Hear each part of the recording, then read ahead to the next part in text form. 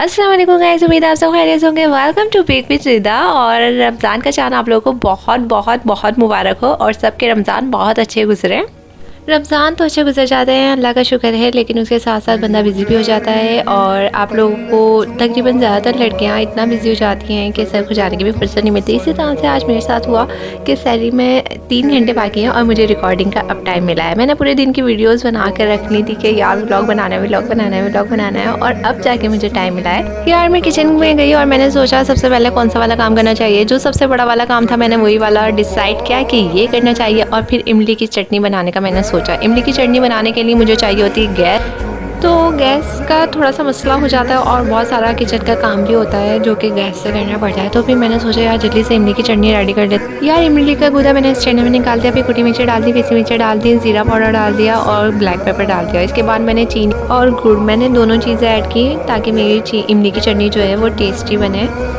यार एक काम तो मेरा मुकम्मल हो चुका था। फिर मैंने इमली की चटनी को ठंडा करने के लिए रख दिया और जब ये ठंडी हो गई तो मैंने इसको बॉटल्स में स्टोर कर लिया ताकि ये पूरे मंथ के लिए चल सके।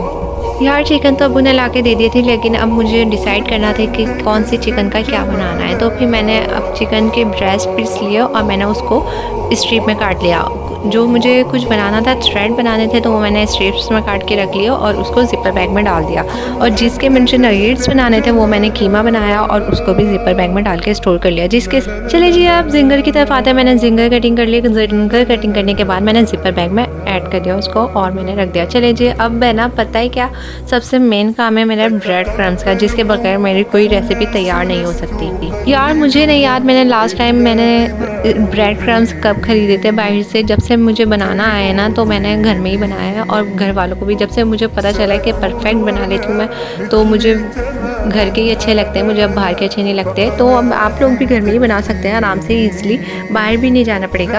आप सबसे पहले ब्रेड लें, उसके चारों साइड्स काटने के बाद आप उसको अलग कर लें और बीच का जो अंदर वाली साइड होती है उसको अलग कर लें। फिर उसको अलग करने के बाद आपने 2 टुकड़ों में करके उसको ब्लेंड कर लेना है और पीस लेना है अच्छे से। और फिर वो जो साइड से उनको भी आपने अच्छे से पीस लेना है और फिर फ्राइंग पैन में उन दोनों को फ्राई कर लेना है। फ्राई करना है, फ्राई करने के बाद आपने उसको ठंडा करना है और फिर दोबारा पीस लेना है। दोबारा पीसने के बाद फिर आपने उसको ठंडा करना है। ठंडा करने के बाद आपने उसको स्टोर कर देना है और आपके ब्रेड क्रम्स रेडी। और मेरे भी ब्रेड क्रम्स रेडी हो चुके हैं। फाइनली यार मेरे 3 काम मुकम्मल हो चुके थे। अब चलते हैं सबसे मेन काम की तरफ, जिसके बगैर हमारी हांडी कंप्लीट नहीं होती। लहसुन अदरक का छीलने का काम मैंने अपनी मम्मा को दिया, मम्मा ने छील के मुझे दिया वापस। अब पीसने का काम मेरा है। तो फिर आपको एक मेन चीज़ बताती चलूँ, जो चॉपर में मैंने लहसुन पीसा था वो मुझे मोटा मोटा कुछ रेसिपीज़ के लिए चाहिए होता है। अब अम्मा को जो हांडी के लिए चाहिए होता है वो मैं ब्लेंडर में पीसने के बाद स्टोर कर लूँगी। और एक चीज़ मेरी हमेशा याद रखिएगा, जो आप लहसुन अदरक पीस कर स्टोर कर लेते हैं, लहसुन मतलब ग्रीन ग्रीन हो जाता है, तो उसका बेहतरीन तरीका ये है कि आप 1 चमचा विनेगर और 1 चमचा कुकिंग ऑयल अगर उसके अंदर ऐड कर देंगे लहसुन पीसते हुए, तो आपका लहसुन हमेशा फ्रेश रहेगा और वो ग्रीन ग्रीन जो होता है वो ग्रीन नहीं होगा।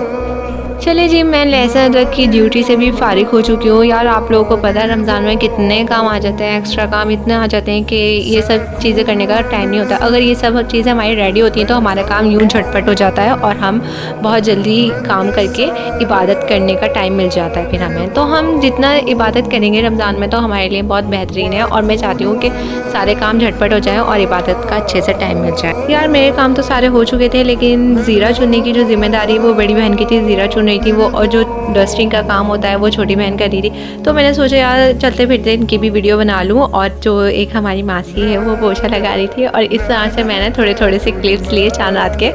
तो ये थी मेरी चांद रात की मसरूफियात, जिसमें मुझे रात के 12 बजे तक के मुझे टाइम नहीं मिला था रिकॉर्डिंग का, और रात के 1 बजे मुझे रिकॉर्डिंग का टाइम मिला। और 2 घंटे बाद सहरी है और सहरी में फिर मुझे व्लॉग बनाना है आप लोगों के लिए। फिर जब मैं अम्मा को बताने गई कि मैं सारे काम से फारिग हो गई हूँ और फिर मेरी नज़र फ़ौरन से हरे धनिया पे पड़ी और पुदीने पे पड़ी, मैंने बोला ले ये तो रह ही गया।